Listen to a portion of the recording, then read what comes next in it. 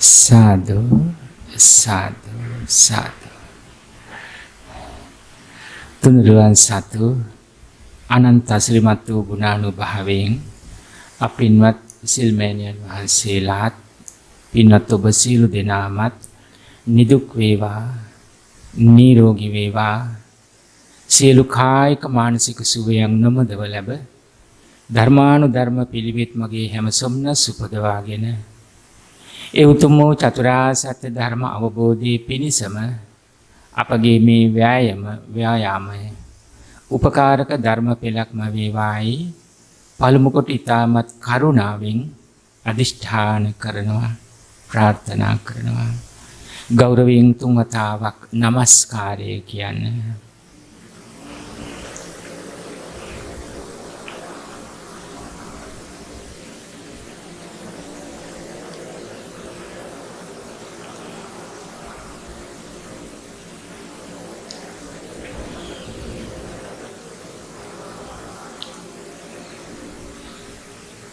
බුද්ධං සරණං ගච්ඡාමි ධම්මං සරණං ගච්ඡාමි සංඝං සරණං ගච්ඡාමි ဒုတိယံ පි බුද්ධං සරණං ගච්ඡාමි ဒုတိယံ පි ධම්මං සරණං ගච්ඡාමි ဒုတိယံ පි සංඝං සරණං ගච්ඡාමි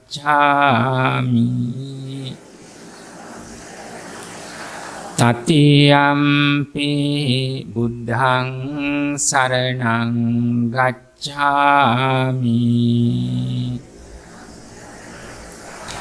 တတိယံ පි ධම්මං සරණං ගච්ඡාමි တတိယံ පි සංඝං සරණං ගච්ඡාමි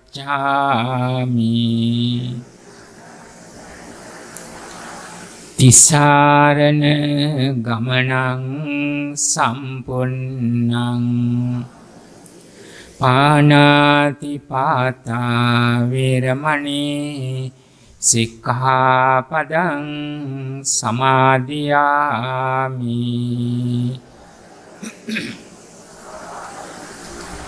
อดินนาดานาเวรมณีสิกขาปดังสมาธิยามิ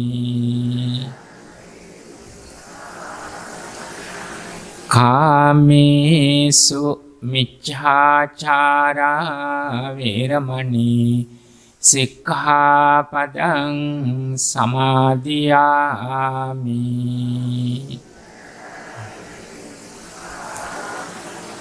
මුසාවාදා වේරමණී සික්ඛාපදං සමාදියාමි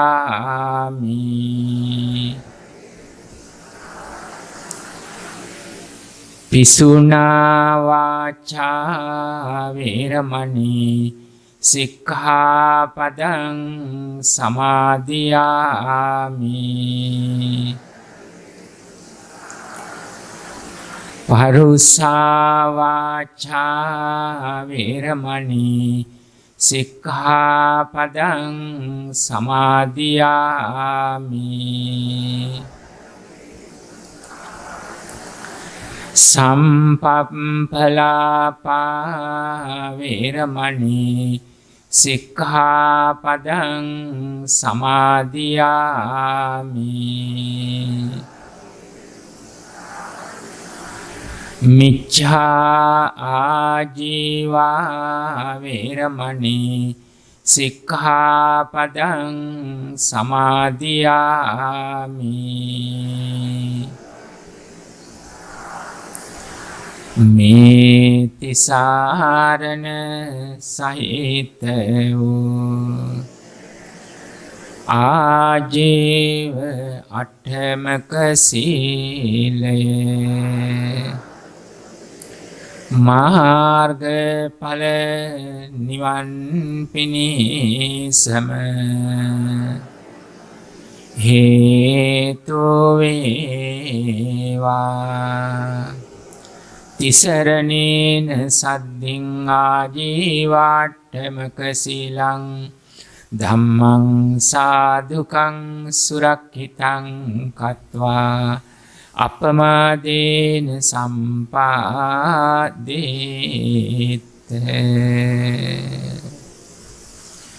අපි සියලු දෙනාම ඒ උතුම් වූ ගාථා රත්නයන් එක්වම සජ්ජායනා කරමින් භාවනා මාර්ගයට සිත පූර්ව සමාධියක් ලෙස සකස් කරගනිමු. හැමදිනම එක්ක තුන්රුවන් කෙරේ ශ්‍රද්ධා ගුණය මතු කරගෙන තෙරුවන් ගුණ සජ්ජායනා කරමු.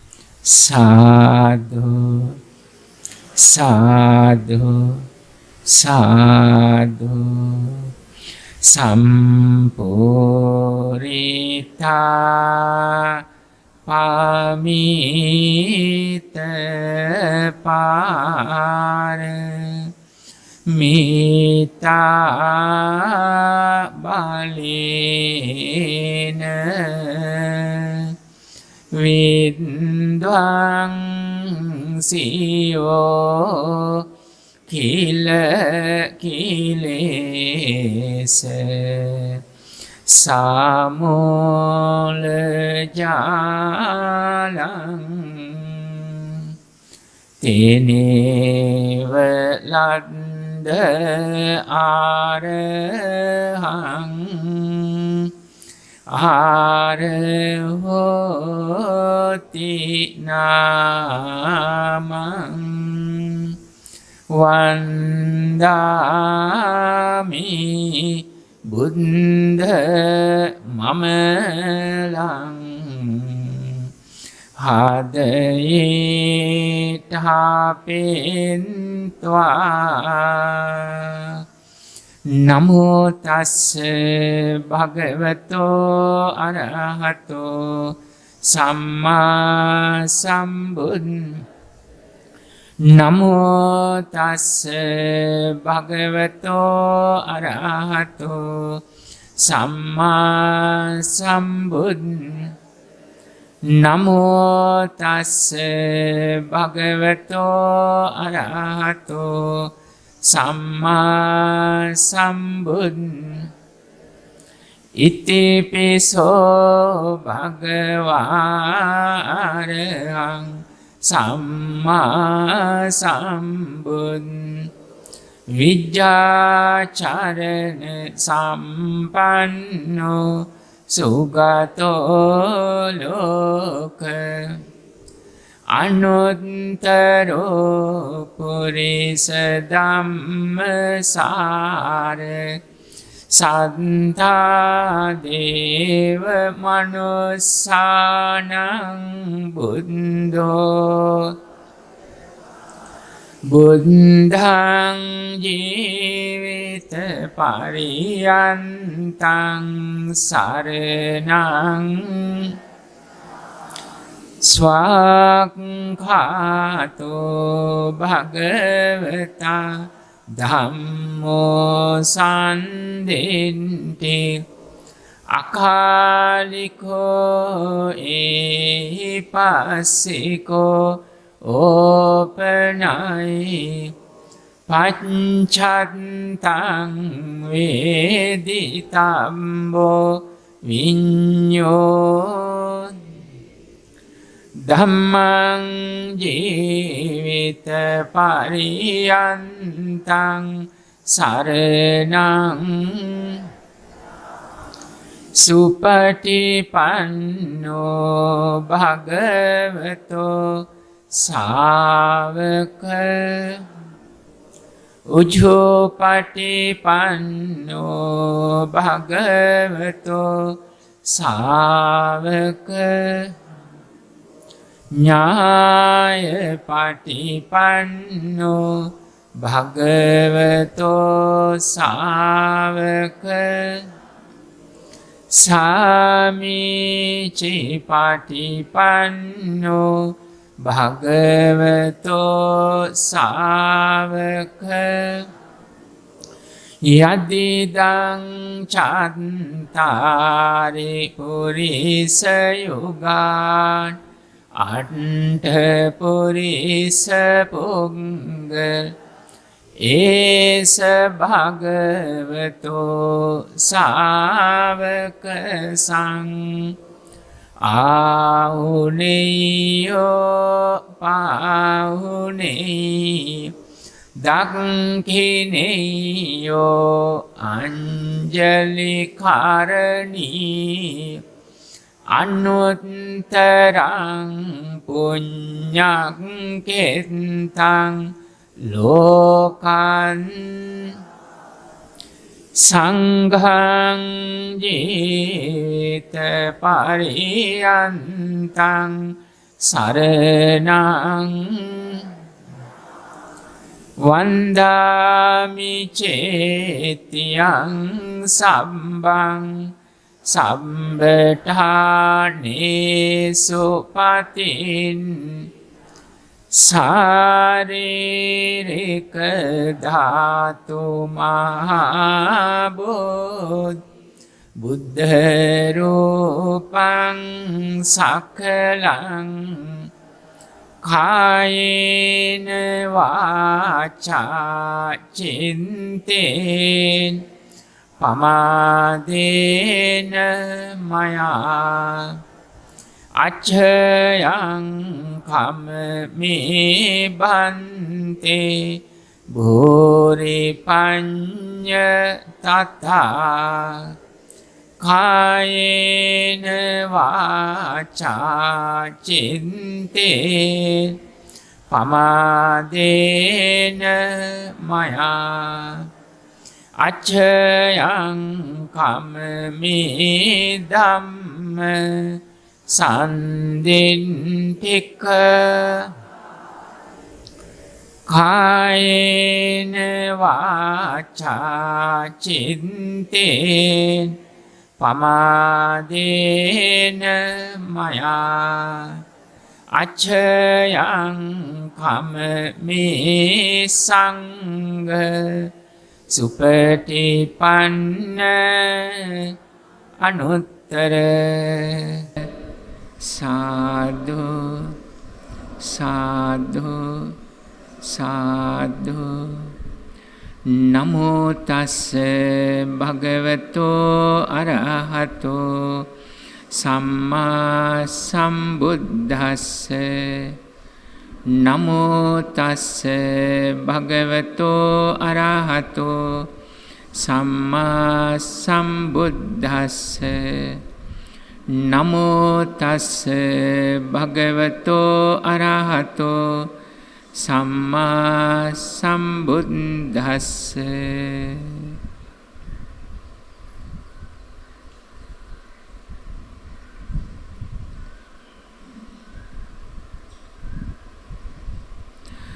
පින්වත් සිල්මෑණියන් වහන්සේ සත්පුරුෂ පින්වත්නි අදත් අප මේ බලාපොරොත්තු වෙන්නේ අපේ සිත ධර්ම මාර්ගයේ තුල පුරුදු පුහුණු කරන්න. ඔබ මේ වදන් පෙළ අහලා තියෙනවා අහලා ඇති.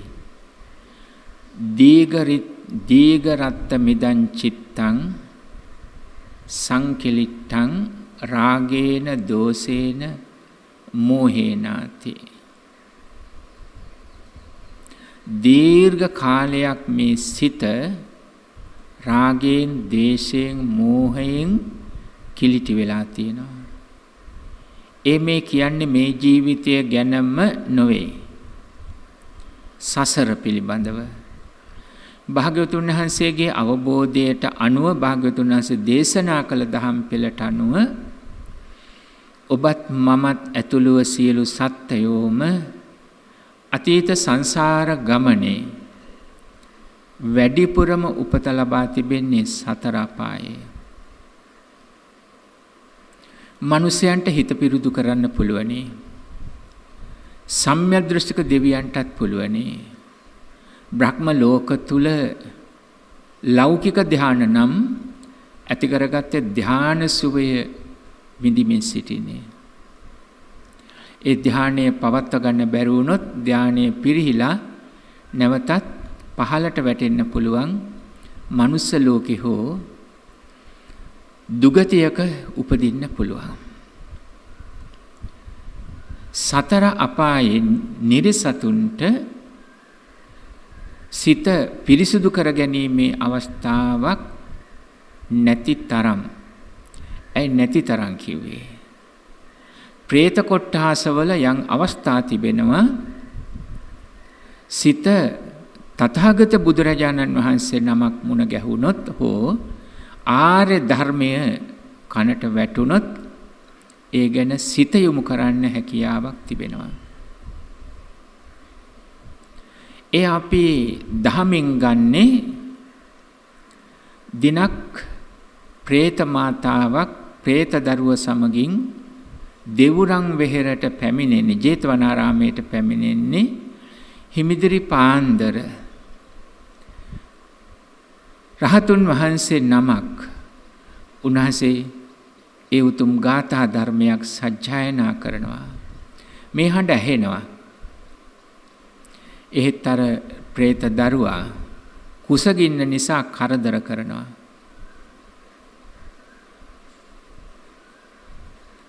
මේ වෙලාවේ මේ പ്രേතම්ම සඳහන් කරනවා මා සද්දම් ප්‍රියංකර බික්ඛු ධම්මපදානි දේසේති. අපි ධම්මපදං විජානිය පරිමුංචේම පිසාච යෝනියා. ප්‍රියංකර කිව්වේ ආමන්ත්‍රණය කරපු නමක්. මා කිව්වේ මෙතන එපා කියන එකයි. සද්ද කරන්න එපා ප්‍රියංකර. භික්ෂුන් වහන්සේ නමක් ධර්මයේ දේශනා කරනවා. ධම්පද දේශනා කරනවා. අපි ධම්මපදං විජානිය දහම් පෙළක් දැනගෙන අවබෝධ කරගෙන මේ പ്രേත විශයෙන් අත්මිදෙමු. ඉන් අදහස් කරන්නේ പ്രേත කොටස් වලටත් යම් අවස්ථා පවතිනවා කලාතුරකින් නමුත් සිත යොමු කරන්න. කෙසේ වෙතත් සමස්තයේ ලෙස දුගතියක ඉපදුනොත් ධර්මයෙන් සැනසෙන්න තියෙන අවස්ථාවක් නැති තරම්. මින් අදහස් කරන්නේ අපි හැම කෙනෙක්ම අතීත සංසාර ගමනේ වැඩිපුරම සතර පාය ඉපදිලා සිත් කිලිටු වෙච්ච සත්ත්ව කොට්ටාසයක් මිනිස්යන් හැටියට උපත ලැබුවත් සිත් කිලිටි වෙලා රාගයෙන් දෝෂයෙන් මෝහයෙන් කිලිටි වෙලා ගිය ජීවිතේ භවාංග චිත්ත පරම්පරාවේ කෙලවරට පින බලවත් වීම නිසා මනුස්ස ජීවිතය ලැබුවා.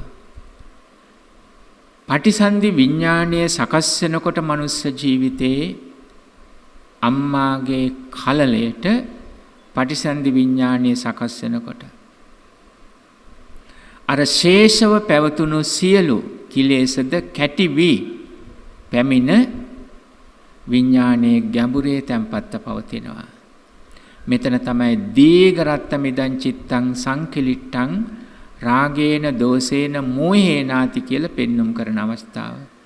මේ සිත දීර්ඝ කාලයක් සංසාර ගමනේ පටන් රාගයෙන් දේශයෙන් මෝහයෙන් කිලිටි වෙලා පවතින්නේ. සත්‍යය පිරිසුදු වෙන්න නම් මේ සිත පිරිසුදු කරන්න වෙනවා. පිරිසුදු නොකළොත් සත්‍යය කිලිටි වෙනවා. සිත කිලිටුව පවතින තාක්කල් සසරේ සැරිසරනවා. අලුතින් කර්ම සකස් වෙනවා. සිත පිරිසුදු වෙන්න සසර නිමා වීමේ මඟ සකස් වෙනවා. ඒ සිත පිරිසුදු වෙන තැන සංකේතවත්ව පෙන්වන කොටස් තමයි දස සංයෝජන වලින් පෙන්눔 කරන්නේ. මේ ප්‍රමාණය දැනගන්න බැහැනේ. කොයිතරම් ප්‍රමාණයකට කිලිටි වෙලා තියෙනවද කියලා. සමස්තය පෘථග්ජන සියලු සත්වයෝම අඩු වැඩි වශයෙන් සසරට බැඳ තබන ප්‍රමාණය ඉක්මවල කිලිටි වෙලා තියෙන්නේ. සසරට බැඳ තබන ප්‍රමාණය අසෘතව පෘථග්ජන හැම සත්‍යයක්ම ඉක්මවල තියෙන්නේ. ඒ අනුව කිලිටි. ඒ ඉක්මුවට පස්සේ කිලිටි වී තිබෙන ස්වභාවය අඩු වැඩි වශයෙන් පවතින්න පුළුවන්. හැබැයි නැවත උපතකට යනවා කියන ඒ ස්වභාවය සම්පූර්ණ වෙලා පවතින්නේ අසෘතව පෘථග්ජන හිත්වල. මේ නිසා තමන්ගේ ගමන් මාර්ගයේදී මේ නිවන් මාර්ගයේදී කෙලෙස් වල ප්‍රමාණය කොයිතරම්ද කියලා නිසි ලෙස දැනගන්න නොහැකි නිසා ධර්මයේ තුල ඉදිරිපත් කරනවා මෙන්න මේ 10 ගැන මේවා බන්ධන මේවා සංයෝජන මෙන්න මේව ඉලක්ක කරගෙන බැහැර කරන්න කුමන ප්‍රමාණයේ තිබුණත් තියෙන ප්‍රමාණය කුමක්වත් ඔබ මෙතෙන්දි කරන්න ඕනි මේක. අඩුව තිබුණත් මධ්‍යස්තව තිබුණත් වැඩිව තිබුණත් මේක කරන්න ඕනේ. ඒ තමයි සක්කාය දිට්ඨිය. ස්කන්ධ පංචකය මමය මාගේ කියන දෘෂ්ටියෙන් දැඩිව ගැනීමෙන් ඇතිවන විපාක සකස් වීම මුළුමනින්ම බැහැර කරගත යුතු වෙනවා. බලන්නේ අදහස. රූප වේදනා සංඥා සංඛාර විඥාන කියන ස්කන්ධ පංචකය මමය මාගේ කියන දෘෂ්ටියෙන් දැඩිව ගැනීම මුළුමනින් බැහැර කරගත යුතු වෙනවා. ඒක අදහස් කළේ විපාක ශක්තිය ඇතිවන ස්වභාවය බැහැර කරගත යුතුයි කියන එක.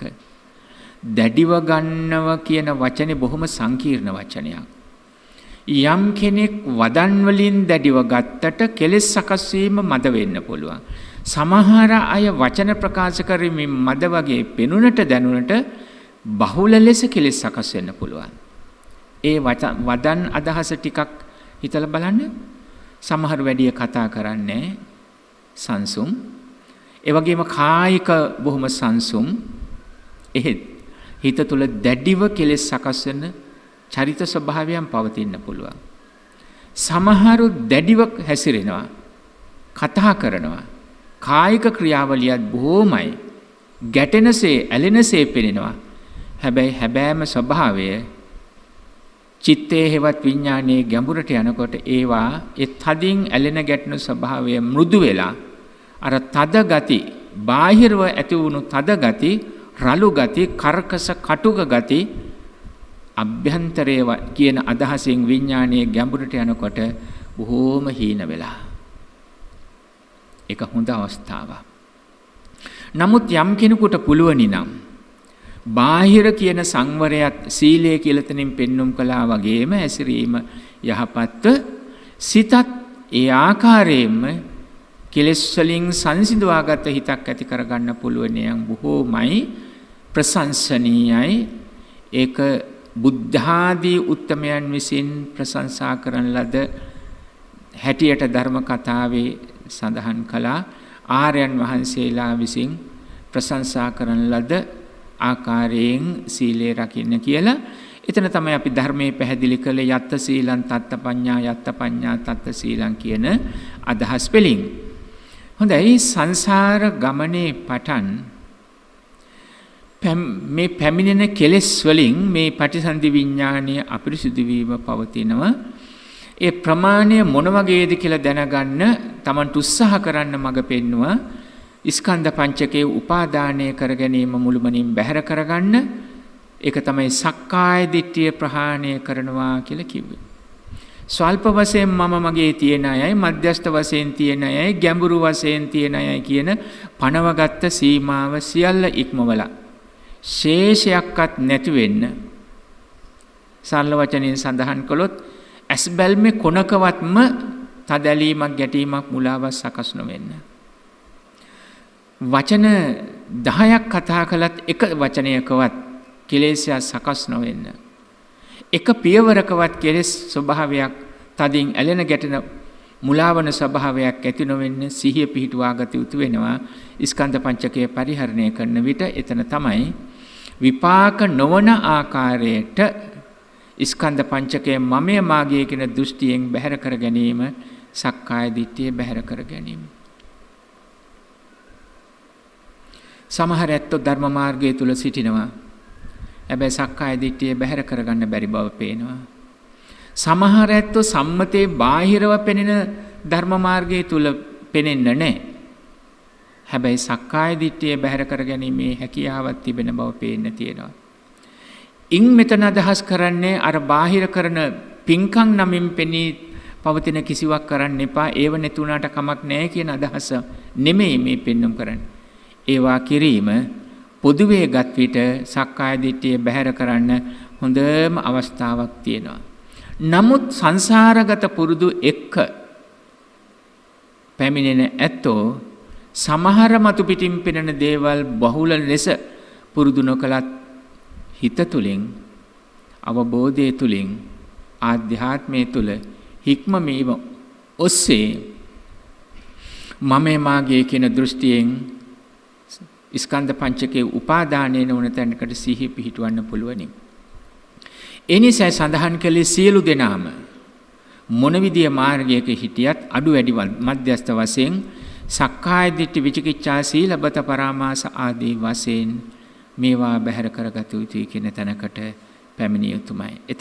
එතකොට ගිහි හෝ වේවා පැවිදි හෝ වේවා වනසෙනසුනක හෝ වේවා ග්‍රාමීය හෝ වේවා පැලක හෝ වේවා මధుරක හෝ වේවා ලෞකික විෂය දැනුම තිබුණා හෝ වේවා නැතුව හෝ වේවා මේ සියලු දෙනා විසින්ම නිවන් මාර්ගයට අවතීර්ණ වන පළවෙනි පියවර දොරටුව වන මමය මාගේ කියන දෘෂ්ටියෙන් සක්කාය දිට්ඨිය බැහැර කරගත යුතුම වෙනවා.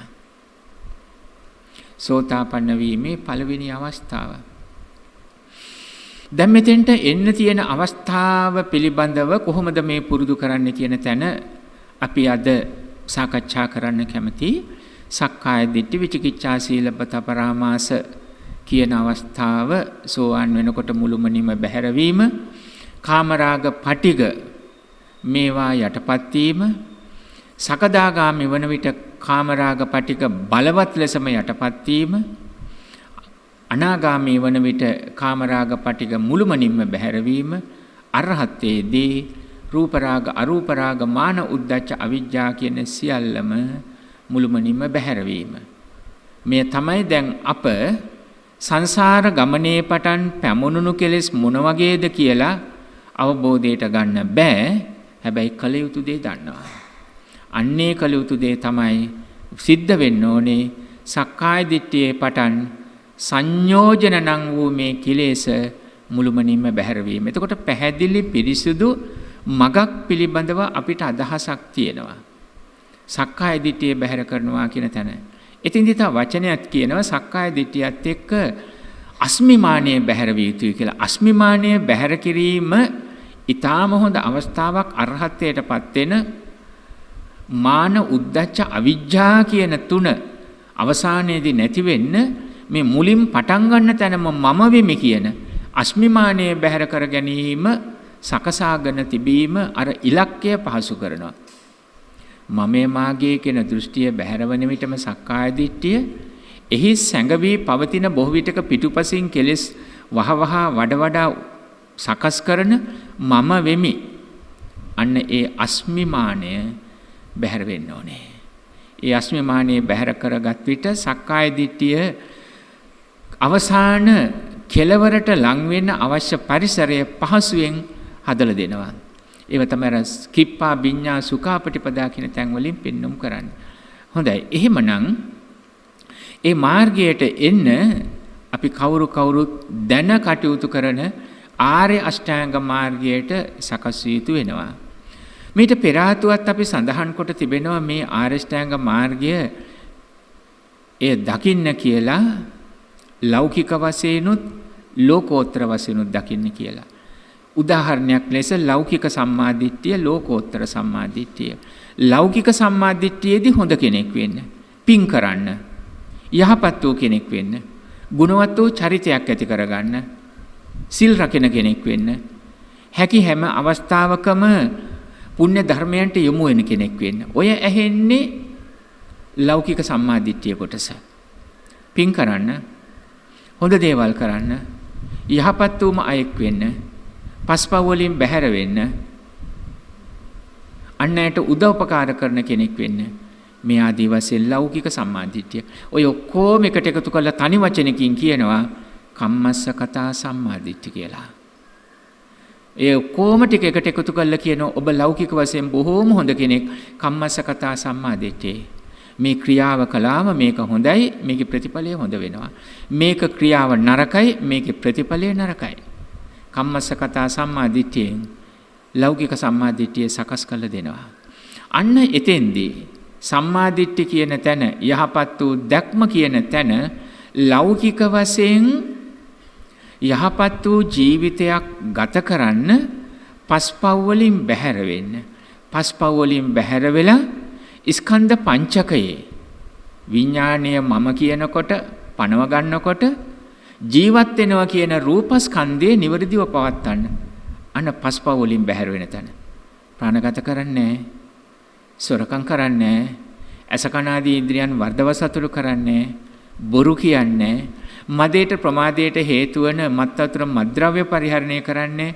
අර සරල වචනයෙන් ඇහෙන දේ, ගැඹුරු අදහස සරල වචනයෙන් ඇහෙනවා. කම්මස්සකතා සම්මාදිට්ඨිය. ලෞකික වශයෙන් සත්පුරුෂ මිනිසෙක් හැටියට පස්පව් නොකරන අයෙක් වෙන්න. අනිතෙන්දී ජීවත් වන තැන ආහාර ගැනීම, ආහාර, ඇඳුම් පැළඳුම්, බේත් හේත්, නිවාස කියන මූලික સિદ્ધාන්ත යටත් වෙනවා කම්මස්සකතා සම්මාදිට්ඨියට. පින්පව් අදහාගෙන ප්‍රාණඝාත, සොරකම් කිරීම ආදී වශයෙන් බැහැර වෙලා ලෙඩ වෙන, දි รา ගෙන යන, මිය යන ජීවිතය පවත්න්නේ මෙහෙමයි කියලා කර්මය අනුව ජීවත් වෙන ඒ ජීවිතයේ සිට නම් වල පවතිනවා. කර්මය අනුව ජීවත් වෙනවා කිව්වේ කම්මස්සකතා සම්මාදිට්ඨියෙන් නරක දෙයින් පාපයෙන් බැහැර වෙලා පින ඇතිව පුණ්‍යවන්තව සාසවා පුඤ්ඤ භාගියා. සම්මාදිට්ඨි සූත්‍ර දේශනාව පැහැදිලි කරන සාසවා පුඤ්ඤ භාගියා. කෙලෙස් සහිතයි. මේ ලෞකික සම්මාදිට්ඨිය අශ්‍රතව පෘථග්ජන කෙලෙස් සහිතයි. හැබැයි පුඤ්ඤ භාගියා. පින් සිද්ධ කරලා පිනෙන් ඵල ලබන, වාග්ය ලබන තැනක ඉන්නේ.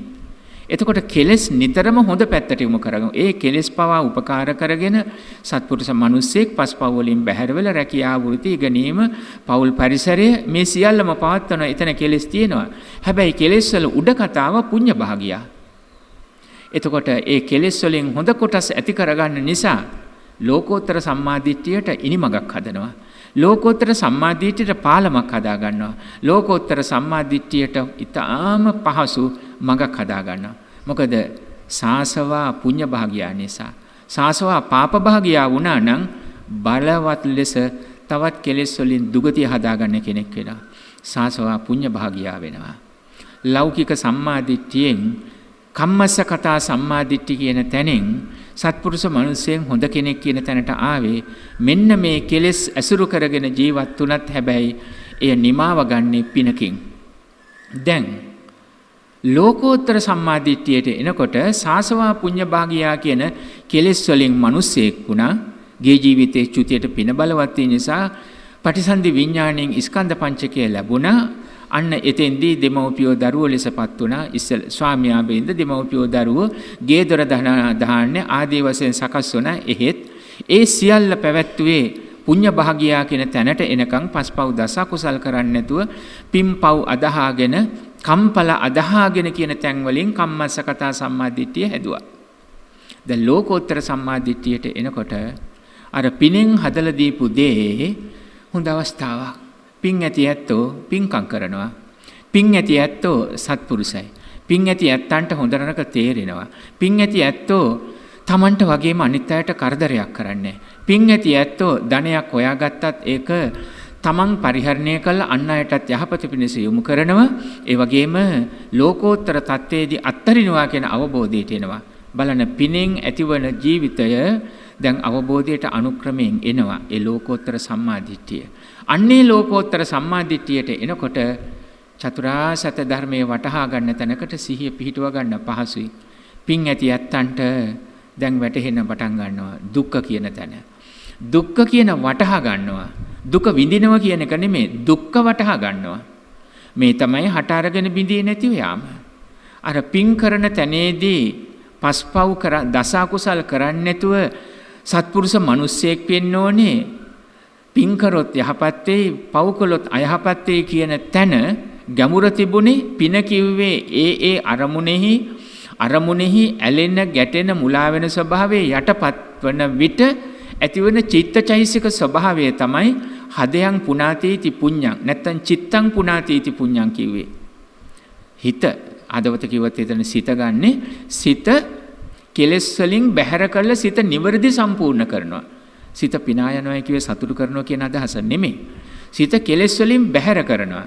හිත ඒ අරමුණේ සම්පූර්ණ කරනවා ලෝභ දෝෂ මෝහ නැතිව.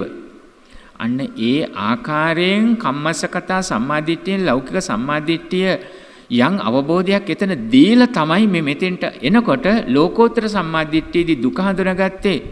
එහෙමනම් අරමුණු වල සම්මතයේ තුල සම්මුතියෙන් මේව පරිහරණය කළත් අරමුණු පනවගෙන ප්‍රියයි අප්‍රියයි ප්‍රියයි කිව්වේ තදින් ඇලෙන්න නොවන බවත් අප්‍රියයි කියන්නේ තරහෙන් දේශයෙන් ගැටෙන්න නොවන බවත් අදුක්කම සුඛ මධ්‍යස්ථයි කිව්වේ මුලාවටපත් වෙලා කියන තැනක සිටීමක් නොව ඒ සම්මුතියේ පැවැත්මක් පමණයි. නිදසුන ගත්තොත් දැන් කායිකව නිරෝගීව සිටින කැමැති ප්‍රියයි. හැබැයි පටවියාදී ධාතු වෙනස් වෙනකොට කැමති නැහැ. හැබැයි එතන ගැටීමක් කරගන්නේ. අන්න ඒ අදහස ඉදිරිපත් කළේ. එතකොට පුණ්‍යවන්ත ජීවිතයක සකස් වුණු ලෝකෝත්තර චිත්ත ස්වභාවයටපත් වෙනකොට දුක්ඛ කියන එක සම්මත ලෝකයේ තුල කතා කරන දුක්ඛ කියන හඬලවැළපෙල ජීවිතයක් දුකයි. කුසගින්න ඉන්න එක දුකයි. කන්න බොන්න නැහැ, ඉන්න හිටින්න නැහැ. හිතවත් ලංව හිටපු අය අයින් වෙනවා, මීදිලා ගියා, නැති වෙලා ගියා, බැන්න දොස් කිව්වා. ඒ වගේම ස්වාභාවික විපත් කරදර මේවනේ දුක්. අසෘතව පෘථග්ජන ලෝකයේ දුක් කිව්වේ මේවා. ලෝකෝත්තර තත්වයට එනකොට පින් කරපු ඇත්තන්ට ඒ අරමුණේ ලෝභ දෝෂ මෝහ යටත් වෙනකොට හිතේ ඇති වුණු සාන්ත ස්වභාවය යහපත් වූ ස්වභාවයෙන් හිත මධ්‍යස්ත කරලා දුන්නා. මධ්‍යස්ත කිව්වෙත් පනවගත්ත ඇලීම තිබෙනවා. හැබැයි උපාදානයකට යන්නේ නෑ. පනවගත්ත අනුව ගැටීම කිව්වේ අකමැති ස්වභාවය පවතිනවා සඳහන් කළා වගේ ගිලම් භවයේදී. හැබැයි දේශයකට ගැටීමකට යන්නේ ප්‍රතිකාර කරනවා. අන්න ඒ ස්වභාවය හදලා තිබුණා. හිත ටික ටික පුරුදු කරලා තිබුණ ලෝකෝත්තර තත්වයට එනකොට මේ දුක්ඛ කිව්වේ අඬන්න වැළපෙන්නේ යමක් නෙමෙයි. හට අරගෙන බිඳී නැති වෙන ස්වභාවය අවබෝධ කර ගැනීම කියලා හිතට දැනෙනවා. මේක ආර්ය සත්‍යයක් කිව්වේ ඒකයි. දුක්ඛ ආර්ය සත්‍ය. දුකයි කියලා අඬන වැළපෙන තැනටමපත් වෙනවා නම් ඒක ආර්ය සත්‍යයක් වෙන්නේ නැහැ. ඒක අන්ධබූල පුතුජන සත්‍යයන්ගේ චිත්තසංතානයේ ස්වභාවයයි ඒක. නමුත් ආර්ය සත්‍යයක් හැටියට දුක පෙන්눔 කරේ හට අරගෙන බිඳී නැතිව යාම අවබෝධයක් දැක ගැනීමයි. අන්න එතන දුක්ඛාර්ය සත්‍ය. එහෙම නැත්නම් චතුරාර්ය සත්‍ය ධර්ම අවබෝධ කරගන්න හොඳටම අඬන්න වෙනවා. දුක තේරුම් ගන්න. හොඳටම වැළපෙන්න වෙනවා. හොඳටම කරදර වෙන්න වෙනවා. හිතනව දෙතනින් චතුරාර්ය සත්‍ය ධර්ම අවබෝධ වෙයි කියලා. එහෙම වෙන එකක් නෑ. එහෙම වෙන්නෙම නෑ. එහෙමනම් දුකට අෂ්ටතවත් පෘථග්ජන ලෝකයා දුකයි කියලා පනව ගන්න දෙයට හේතුව කුමක්ද? හට අරගෙන බිඳී නැති වෙන වස්තු මමයේ මාගේ කියන දෘෂ්ටියෙන් ගැනීම. ඒකට කියනවා තෘෂ්ණාව කියලා. ඒ තෘෂ්ණාවේදී ඊට පස්සේ මොකද වෙන්නේ? නැවත පනව ගන්නකොට ඇලෙනවා, ඊට පස්සේ ගැටෙනවා. ඒක වෙනස් වෙනවා. මොකද සංකත නිසා, හේතුඵල ධමයට යටත් නිසා හට අරගෙන බිඳී නැති වෙන වස්තුයි දැන් මේ පනව ගන්නේ කැමැති අකමැති මධ්‍යස්ථයි. එතකොට කැමැති කියලා තදින් මැලෙනවා, වෙනස් වෙනකොට ගැටෙනවා, මධ්‍යස්ථ ස්වභාවයේ මුලාවටපත් වෙලා ඉන්නවා. මේක තමයි කර්ම සකස් වෙනවා කිව්වේ. හැබැයි යම් කෙනෙක් තෘෂ්ණාවේ හිටියත් අසෘතව පෘථග්ජන ස්වභාවයේ පින් කරනවා කියන තැනට අපි සඳහන් කළා වගේ සාසවා පුඤ්ඤ භාගියා උපදි වේපක්ඛා. සාසවා පුඤ්ඤ භාගියා උපදි වේපක්ඛා. පින් විපාකයක් ලැබෙනවා. ඒක උපදියක් හැටියට දැන් ස්කන්ධ පංචකයක් මිනිස්යන්ට ලැබුණා. ජීවිතයක් ලබා දෙන උපදි වේපක්ඛා. අන්න ඒ ස්වභාවය අවබෝධ කරගෙන කුසල් මගට ලෝකෝත්තර ස්වභාවයට යම් ආලෝකයක් ඇති කරගත්ත ඇත්තෝ ඉන්නවා. එතෙන්ට එන්න ඕනේ. කෙසේ වෙතත් අර සාසවා පුඤ්ඤ භාගියා කියන තැනින් යහපත් වූ විපාකයක් ඇති කරගෙන උපදි වේපක්ඛා ඵලය ලැබෙනකොට ස්කන්ධ පංචකයක් හැටියට. චතුවෝහාරත් ස්කන්ධ පංචක වෙන්න පුළුවන්. සිත මිස කය නැති බඹලව සතරෙකි. ධර්මකථය හඳුන්වන. එතකොට ස්කන්ධ පංචකය සම්පූර්ණ නැහැ. කෙසේ වෙතත් මිනිසයන් හැටියට ස්කන්ධ පංචකයම උපදීයකින් ලැබුණා. හැබැයි ලෝකෝත්තර தත්ත්වයේ අවබෝධයට ඒ උපයෝගී කරගන්නවා. දැන් සඳහන් කළා වගේ ලෝකෝත්තර සම්මාදිට්ඨියේදී දුක්ඛ කියන තැන අවබෝධ කරගන්නේ හට අරගෙන බිඳී නැති යාමක් හැටියට. පාරමී ධර්ම, දසපාරමී ධර්ම අනුගමනය කරන ඇත්තෝ අපි නිදසුනකට ගත්තොත් මාර්ගයේදී බාහිර වස්තු දන් දෙනවා. බාහිර වස්තු දන් දෙන ඇත්තෝ හඬල වැළපිලාද ඉන්නේ නැහැ. චිත්ත සංතානීය සූපත් කරගෙන. සීල පාරමිතාවේදී අවබෝධයෙන් කායික වාචික සංවරයට ගන්නවා. දුක් විඳිනවා කියලා අදහසකට ගන්නවද? නෙක්ඛම්ම පාරමිතාවේදී ඇසෙන් රූප කනින් ශබ්ද වශයෙන් කාමයන් සකසන අවස්ථාවෙන් බැහැර වෙනවා. ඒ සනසිලිමත් සුදකලා බව හිත තුල ඇති වෙනකොට සම්මත ලෝකියා කියන තනිකම පාළුව කියන කතාවද නැහැ. දානං සීලං දාන සීල නෙක්ඛම්ම ප්‍රඥා වීරය ආදී වශයෙන් පාරමී ධර්ම තුලින් දැන් සම්පූර්ණ කරන්නේ හට ගැනීම හා නැතිව යාම කියන අවබෝධය ඇති කරගන්න අවස්ථාවක් කියන එකයි. මේක තමයි දුක්ඛාර සත්‍යය. එතකොට මොනවද ඇහුනේ අර දුක්ඛාර සත්‍යය තුල දුකයි කියලා ලෙඩවීම, දි รา ගෙන යාම, මරණය, අප්‍රිය සංපයෝගය, ප්‍රිය විප්‍රයෝගය යමක් කැමති නම් ඒ දේ ඉටු නොවීම කෙටියෙන් කියනවා නම් ස්කන්ධ පංචකයේ උපාදානය වන විට ඇතිවන මේ දුක සංකිට්ඨේන පංච උපාදානස්කන්ධා දුක්ඛ මේ ස්කන්ධ පංචකයේ උපාදානය කර ගැනීමම කෙටියෙන් කිව්වොත් දුකයි. ඔව්. ඒ සියල්ල දුක් වෙන්නේ අවිද්‍යාව නිසා. දුක්ඛ ස්වභාවය නිසා. නමුත් ආර්ය සත්‍යයට අවබෝධ කරගන්නකොට උපත ස්කන්ධ පංචකයක් ලැබුණා. හටගෙන නැතිව යාම හේතුඵල ධමයට යටත් කොට දකිනකොට උපාදානය බැහැර වෙනවා. නැත්තම් ඒ උපත දුකක්. මීළඟට ඒ ස්කන්ධ පංචකයේ රූපස්කන්ධයේ ඇතිවන සිදුවීම් දකිනවා. මුලින්ම ජාතිපි දුක්ඛ ළඟ ජරාපි දුක්ඛ ව්‍යාධිපි දුක්ඛ ආදී වශයෙන් ලෙඩවීම. රූපස්කන්ධය ගැන තමයි වැඩිපුර හිතන්නේ. නමුත් විඥාණයත් ඇසුර කරගෙන මානසික පීඩනයක් ඇති වෙන උපායාස කිව්වේ හිතෙන් ගිලන් වෙනවා. තරහ, වෛරය, අමනාපය, දැඩි ඇලීම මේවා හිතෙන් කෙලෙස් වලින් ගිලන් වීම. බොහෝ විට අපිට හිතන්නේ මේ ගිලන් වෙනවා කියන දැක්වෙත් එහෙමයි කණ්ඩිච්චම් පාලිච්චම් වලිත්තවතා කියලා. ඉන්ද්‍රියානම් පරිපාකෝ කියලා, ආයුනා සංහාන කියලා. ඉන් අදහස් කළේ කෙස් පැහෙනවා, දත් ගිලිහි යනවා, හැම රැලි වැටෙනවා, අතපය ආදී ඉන්ද්‍රියන් වාරු නැතිව යනවා, ආයු පිරිහි යනවා කියලා බාහිර කොටස ගැන කතා කරේ. හැබැයි ওই අතර ගැඹුරින්ම පවතින මනසේ ඇතිවන තද ඇලීම සහ ගැටීම.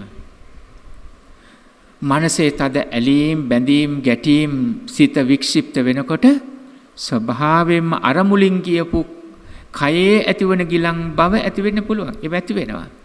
එතකොට මේ සියල්ල දකින්නේ හට අරගෙන බිඳී නැති වෙන වස්තු මම මගේ කර ගැනීමෙන් මිච්ඡා දිට්ඨියෙන් ඇතිවන ස්වභාවයක් මේ ස්කන්ධ පංචකයක් ලැබුවා. ස්කන්ධ පංචකයේ රූපස්කන්ධයේ ඇතිවන වෙනස්කම් මේ දකින්න ලෙඩවීම කියලා.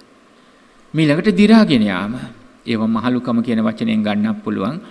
හැබැයි දි รา ගෙන යාම මව් කුසේ පටන් උපදිනකොට ලෙඩ ජීවිතේ ළමා තරුණ මධ්‍යස්ථ වැඩිහිටිය ඕනම අවස්ථාවක සිද්ධ වෙනවා. මරණය දකින්නෙත් අපි දුකක් කියලා සම්මුතිය කිව්වට මරණය කියලා කියන්නේ එතකොට ආයු උස්මාච විඥානං යදා කායං ජහන්තිමා. ආයුෂයයි උස්නයයි විඥානය. ආයුෂය කියන තැන මෙතන කර්ම ශක්තිය තියෙනවා. ආයුෂ ඉවත් වෙනවා කියන තැන. උස්නේ කියන තැන කර්මජ තේජෝ ධාතුව ඊළඟට තියෙනවා. ඊළඟට විඥාණය. ආයු කර්ම දෙකම එකට එකතු වෙලා. මෙන්න මේවායේ බැහැරවීම තමයි මිනිස්සෙකුගේ ස්කන්ධ පංචකයේ විසිරී යාමට අපි සංකේතවත් පෙන්눔 කරන කාල කිරියා කියන වචනෙන් අදහස් කරන්නේ. එතකොට මේ මරණයත් දකින්නේ හඬා වැළපෙන තැනක් හැටියට නෙවෙයි. හේතුඵල ධමයට යටත් කොට හට ගැනීම නැතිව යාම. ස්කන්ධ පංචකයක් හටගත්තා උපතක්. ඒ ස්කන්ධ පංචකය හට අරගෙන පවතින රූපස්කන්ධයේ පැවැත්ම පනවාගත් පැවැත්ම තුල ලෙඩවීම දි รา ගෙන යාම දැක්කා. ඒ වගේම පුද්ගල ස්කන්ධ පංචක අතර ඇති වුණු සත්ත්ව ස්වභාවයෙන් අප්‍රිය සංප්‍රයෝගයේ ප්‍රිය විප්‍රයෝගයේ පනවගත් දේවල් Tamanට ඕන විදිහට සිද්ධ වෙන්නේ නැහැ කියන තැන් දුටුවා. නමුත් කෙලවර මරණය. ස්කන්ධ පංචකය විසිරී ගියා. ස්කන්ධ පංචකය හටගත්තා. ස්කන්ධ පංචකය විසිරී ගියා. මේ අවබෝධය. අපි මෙතෙන්දි දකින්නේ ආර්ය සත්‍යයක් හැටියට ධර්ම සංවේගය පහළ කරගන්නවා කියන වචනේ. ධර්ම සංවේගය දැන් පහළ කරගන්නේ. අඬනව වැළපෙනව කියන එක නෙමෙයි දැන්. ශ්‍රාවකයා දකින්නේ ධර්ම සංවේගයක්. ස්කන්ධ පංචකයක් ලැබුවනම් ලෙඩවීම උරුමයි කියලා කිව්වේ. తాවකාලිකව අර අපි මතු පිටින් දකින ලෙඩවීම කියන තැනින් නිදහස් වෙන්න පුළුවන් తాවකාලිකව. සම්මතයේ කියන්නේ මට කියන තරම් අසනීපයක් නැහැ කියලා වෛද්‍ය පරීක්ෂණ තුලින් ඉදිරිපත් කරන දේවල් අනුව ඒව සම්මතයේ නිර්ණායක. නමුත් ලෙඩවීම දකින්නේ මනසත් එක්කමයි. ලෙඩවීම දකින්නේ මානසික කෙලෙස් නිසා ඇතිවෙන ඒ ව්‍යාධිය සමගමයි. ඒ වචන ගත්තේ එහෙමයි දුක්ඛ දෝමනස්ස කියන තැනින්. දුක්ඛ දෝමනස්ස උපායාස. කායික මානසික දුක් දුම්නස් උපායාස කිව්වේ බලවත් ලෙස ඇතිවන පීඩනය, චිත්ත පීඩනය, චිත්ත පීඩාව, හිතේ ඇතිවන අවුල. මේ අවුලනේ කොටම වඩා සැර වෙන්නේ. සසරේ පැවැත්මට ගැටලු වලට හේතු වන මේ අවුල ඇති වෙන්නේ මොකක්ද ඇහුවොත් හිතේ අවුල තමයි. නාම රූප ධර්ම ස්කන්ධ පංචකය මමය මාගේ කියන දෘෂ්ටියෙන් උපාදානය කර ගැනීම. ඒක ඇති උනේ හිතේ. එතකොට ලෙඩ ගැන කියනකොට ලෙඩ බොහෝමයි. හැබැයි මනසේ ඇති වෙන මේ ලෙඩ දුක බොහොම ප්‍රබල වෙනවා. නැත්තම් ලෙඩ ගැන කියනකොට පිත්ත සමුට්ඨානාබාධා, සෙම්ම සමුට්ඨානාබාධා, වාත සමුට්ඨානාබාධා ආදී වශයෙන් සඳහන් කරගෙන යනවා. උතුපරිණාමජා ආබාධා, ඕපක්කමිකා ආබාධා, විසම පරිහාරජා ආබාධා, එහෙම කියලා අවසානයේ කම්ම විපාකජා ආබාධ. හැබැයි මේ ඔක්කොම ආපාද මුල පවතින්නේ හිතේ. වාපිස්සෙන් වලින් රූපස්කන්ධයේ ඇතිවන ගිලන් බව සංකේතවත්ව ගිලන් කියලා දැක්ුවත් එහෙත් හිතේ ඇතිවන තද ඇලීම් ගැටීම් මුලාව නිසා බලවත් වූ පීඩාවන් අර කොටම් වඩා ප්‍රබල කෙලෙස් වෙන්න පුළුවන්. කම්ම විපාක ජාබාධා කියන එක ප්‍රබල ලෙස පෙන්වුම් කරන්නේ අන්නේ ඇත්තේ කර්ම සකස් වෙන්නේ සිතේනේ. අන්න එයයි මේ පෙන්වුම් කළේ. හොඳයි මේ දැන් දිගු විස්තරයක් ලෝකෝත්තර සම්මාදිට්ඨියෙන් පෙන්වුම් කරන්නේ. මෙච්චර කාලයක් යම් කෙනෙක් අනෝබෝධයෙන් මේ ලෙඩවීම දිරාගෙන යාම මරණය ප්‍රිය ප්‍රයෝගය අප්‍රිය සංපයෝගය මේවා තමයි දුක් කියන්නේ කියලා. ඔව්. ඒකේ සම්මුතිය තුළ ආරම්භයට වරදක් නැහැ. හැබැයි ඊට වඩා ගැඹුරු අදහසක් මේ තුලින් දකින්නවා කියන තැනදී දැන් ගත්තොත් යථා භූතම් පජානාති. තතු ආකාරයෙන් දැක්කා. හට අරගෙන බිඳී නැති වෙන වස්තු මම මගේ කියන දෘෂ්ටියෙන් ගැනීම අවිද්‍යාව. අවිද්‍යාවෙන් තෘෂ්ණාව. තෘෂ්ණාවෙන් කර්ම. කර්මයේ කුසලයේ මතුවීම පින. කුසලයේ කියන තැනින් හඳුන්වන මනුෂ්‍ය ජීවිතයේ ඒ ස්කන්ධ පංචකය. ස්කන්ධ පංචකයේ අනුක්‍රමයෙන් ඇතිවන විසිරීන් තමයි අපි දකින්නේ. රූපස්කන්ධයෙන් දකින ලෙඩවීම දිරාගෙන යාම මරණය. දුක්ඛාර සත්‍යයේ සමස්තය දකින්නේ අවිද්‍යාව නිසා ඇති වුණු හේතුඵල ධමයේ ප්‍රතිඵල හැටියටයි. ඒ අවිද්‍යාව නම් වූ හේතුවෙන් සකස් වූ ඵලයක් තමයි ස්කන්ධ පංචකයේ. එහි ඇති අතුරු ආබාධ තමයි ලෙඩවීම දිරාගෙන යාම මරණය ආදී වශයෙන් දකින්නේ. දැන් මේ අවබෝධයක් ඇති කරගන්නේ දුක්ඛ කියන තැනින් වචනේ හඳුන්වලා දුන්නා අවිද්‍යාවෙන් සකස් වන දුකක් ගැන. විද්‍යාවෙන් සකස් කට දුන්නේ දුක්ඛ කියන තැන පවා සංහිඳීමක්. ඒකට කියනවා දුක නැති කරගන්නවා කියලා. දුක නැති කිරීම කියන වචනේ රාගක්ය, දෝසක්ය, මෝහක්ය, කම්මක්ය, තණ්හක්ය කියන තැන් වලින් පෙන්වුම් කළා. ඊට පස්සේ ටික පැහැදිලි. ලෝකෝත්තර සම්මා දිට්ඨියේදී ඔතන තේරුම් ගත්තනම් සංසාර ගමනේ පටන් මේ දුක තේරුම් ගන්න බැරි වුණේ ඒ ආර්ය සත්‍යයක් හැටියට මේ තෘෂ්ණාව නිසා. ඒක සමුදය. ඒ නිසා ඒ තෘෂ්ණාව බැහැර කරන තැනට අවබෝධයට ගන්න ඕනේ. ඒක නිරෝධය. ඒක ගන්න නම් මාර්ගයක් අනුගමනය කරන්න ඕනේ. නැවතත් සඳහන් කළොත් ආරෂ්ඨාංග මාර්ගය සම්මා දිට්ඨි, සම්මා සංකප්ප ආදී වශයෙන් එකට එක සම්බන්ධයි මේවා. අනුලෝම පටිලෝම වශයෙන් එකට එක සම්බන්ධයි. හැම එකක්ම එකට එකක් සම්බන්ධව පටිච්චසමුප්පාද ධර්මයේ වගේමයි. මේ සියල්ල එකට එකක් සම්බන්ධව පවතින්නේ. දුක්ඛ සමුදය නිරෝධ මාර්ග කියන චතුරාර්ය සත්‍ය ධර්මයේ මාර්ග සත්‍යයේදී ආර්ය අෂ්ටාංග මාර්ගය පෙන්눔 කළාට සම්මා දිට්ඨියෙන්ම දකින්න ඕනේ දුක්ඛාර සත්‍ය. නැත්තම් වටහා ගන්න බැරි වෙනවා. නැතු අගට එනකන් ඉන්නෝ කියන එක නෙමෙයි. පිළිවෙල කතාවේදී පෙන්눔 කළා දුක්ඛ සමුදය නිරෝධ මාර්ග කියලා. දැන් තේරුම් ගත්තම දුක අවබෝධ කරගන්නවා මේයි කරන්න ඕනේ කියලා හේතු වුණේ තෘෂ්ණාව. දැන් තෘෂ්ණාව බැහැර වෙන්න ඕනේ මාර්ගය ආරිෂ්ඨාංග මාර්ගය. එහෙමනම් දැනුම අරගෙන ඒ ටික අරගෙන ප්‍රතිපදා මාර්ගයට එනකොට ආරිෂ්ඨාංග මාර්ගය ඔසවල ගන්න ඕනේ මුලට. ඒ නිසා තමයි දැන් ආරිෂ්ඨාංග මාර්ගය සම්මතයේදී අපි කොටස් තුනකට බෙදා ගන්නවා. සීල සමාධි ප්‍රඥා කියලා කොටස් තුනකට බෙදා ගන්නවා. සීල සමාධි ප්‍රඥා වචනයේට ප්‍රඥාව අගට කිව්වට ආරිෂ්ඨාංග මාර්ග කතාවේදී ප්‍රඥාව ගේනවා උඩට. එතෙන්දී සම්මාදිට්ඨි සම්මා සංකප්ප දෙක අයිති වෙන්නේ ප්‍රඥාවට. අන්නේ ප්‍රඥාව තමයි මේ විස්තර කළේ සම්මාදිට්ඨිය ලෝකෝත්තර සම්මාදිට්ඨිය ලෞකික සම්මාදිට්ඨිය ලෝකෝත්තර සම්මාදිට්ඨිය තුලිනුයි දැක ගනිමු කියලා. ඔය තමයි සනසන මාර්ගය. මලක් පහනක් පූජා කිරීමේ පටන් මේ මාර්ගය අනුගමනය කරමින් දැන් අපි දුක් විඳිනවා කියන තැනකින් වඩා හට අරගෙන බිඳී නැති වෙන ස්වභාවයේ අවබෝධයට ගැනීමක් කියන තැන තමයි දැන් අපි දැක්මක් ඇති කරගන්නේ. මේ දැක්ම ඇති කරගන්න අපිට අදිෂ්ඨානයක් තියෙන්න ඕනේ. පසුගිය දේශනා තුනෙත් යම් යම් ආකාරයකින් අපි කතා කළ නිරාමිෂ ප්‍රීතියක් ගැන. සත්‍ය බොජ්ජංග ධර්මවලදී හතරවෙනි කරුණ තමයි මේ පීති කියන වචනේ. සති ධම්ම විචය විරිය පීති සම්බොජ්ජංගය. නිරාමිෂ ප්‍රීතිය බැහැර වෙන්න අපි පළවෙනියෙන්ම හොඳින්ම ඉගෙනගත යුත්තේ දැන් අපි ඉගෙන ගත්තා චතුරාර්ය සත්‍ය ධර්මයේ අවබෝධයට එන්න ලෞකික සම්මාදිට්ඨි ලෝකෝත්තර සම්මාදිට්ඨි කියන අවස්ථාවන් තේරුම් අරගෙන දුකයි දුකයි කියලා අර දුක් සම්මතයේ විඳින දුක් විඳීමක් නෙවෙයි මේ සඳහන් කරන්නේ කියන තැන ඒව ප්‍රතික්ෂේප කළානේ. භාග්‍යවතුන් වහන්සේ තාපස අවදීයේම අත්තකිලමතාන යෝගයෙන් ඒ කියන කතාවක් දුකයි කියන කතාවක් නම් ඒක මුළුමනින්ම ප්‍රතික්ෂේප කළා. ඒක අන්ධබාල හීනෝ ගම්මෝ පෝතුජ්ජනකෝ අනරියෝ අනත්ත සංහිතෝ කියලායි ඒක බැහැර කළේ. ඒ වගේම අනවබෝධයෙන්ම අසකනාදී ඉන්ද්‍රියන් පිනවන්න යනවා නම් දුකෙන් නිදහස් වෙන්න කියලා ඒකත් බැහැර කළා. ඒ සියල්ලම. ඒ නිසා ඒ අදහස පැහැදිලි. දැන් ලෝකෝත්තර සම්මාදිට්ඨියෙන් අපි අදහස මනවින් තේරුම් අරගෙන ඒ මාර්ගයට එන්න අපි දැන් සැනසෙලිමත්ව ගන්න ඕනේ. ඒකට අපි කියනවා නිරාමිෂ ප්‍රීතිය අත්විඳින තැනකට එන්න ඕනේ කියලා. දැන් චතුරාර්ය සත්‍ය ධර්ම අවබෝධයට එන්න මූලික අවස්ථා හදාගන්න හැම වෙලාවකම පින සිද්ධ කරන තැනිනුත් සිත නිවාගෙන කියන තැනකට එනවා. අපි ඊයේ දවස් සඳහන් කළා පස්සද්ධියක් ගැන.